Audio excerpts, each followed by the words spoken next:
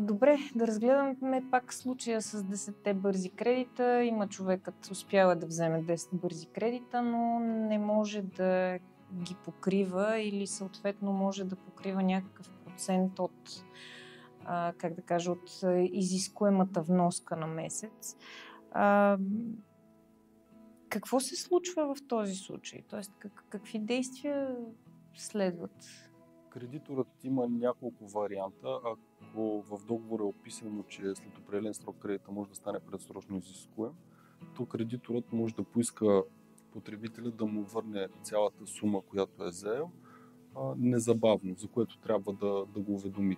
В този случай обаче кредитиращите дружества нямат интерес от това, тъй като с правенето на един кредит предсрочно изискуем, то се дължи връщане само на тази стойност и на лихвата до момента на предсрочната изискуемост, а не до края на договора.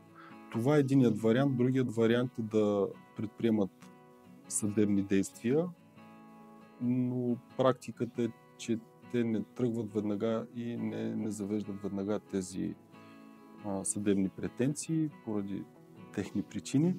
И другата практика, които предприемат дружествата, е така нареченото телефонно събиране, посещение от инкасатор, така наречените инкасатори, обаждания, посещения, разлепвания на бележки.